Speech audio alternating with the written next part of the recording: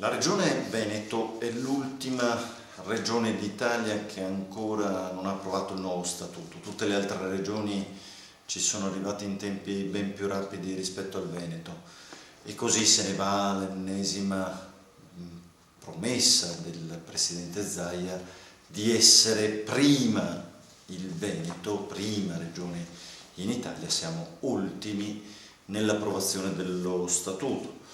Noi siamo, come Partito Democratico, impegnati perché la Regione Veneto finalmente abbia un nuovo statuto. Abbiamo presentato però alcune nostre proposte emendative per correggere quanto si è fin qui fatto. Le proposte sono molto semplici, partiamo dall'abolizione del vitalizio, riteniamo che si debba superare la presenza di un vitalizio per i consiglieri regionali, prevediamo di iscriverlo all'interno dello statuto rendendo più difficile eventualmente un domani reinserirlo.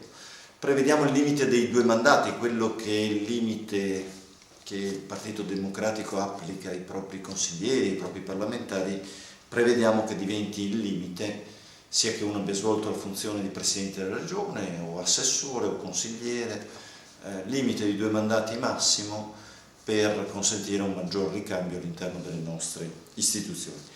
Prevediamo una riduzione del 20% del numero di consiglieri, passando da 60 a 50 consiglieri, prevedendo un dimezzamento anche del numero degli assessori da 12 a 6 e ovviamente quando noi definiamo il numero di assessori, secondo quelle che sono le norme più recenti approvate in sede nazionale, prevediamo anche la necessità che il 50% dei sessi siano rappresentati, quindi 3 uomini e 3 donne.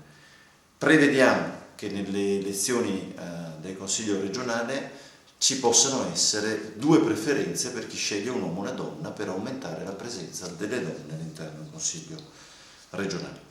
L'ultima riflessione riguarda la trasparenza degli atti della regione, non possono esserci atti segretati da parte della giunta regionale. Trasparenza nelle nomine, prevediamo l'istituzione di una commissione come è avvenuto a Bologna, nominata attraverso i rettori delle università, il Presidente della Corte dei Conti e il Presidente della Corte d'Appello, che nominino una commissione che stabilisce se i soggetti che concorrono alle nomine hanno le competenze sufficienti per poter essere inseriti.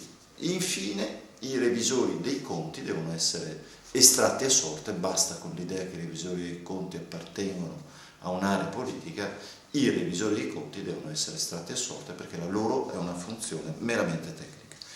Infine affrontiamo il tema dentro lo statuto che noi siamo per un'Italia unica e indivisibile, quello lanciato anche dal Presidente della Repubblica Napolitano. Il nostro simbolo è la bandiera tricolore insieme alla bandiera della Regione Veneto e proponiamo che venga cassata quella norma che prevede prima i veneti.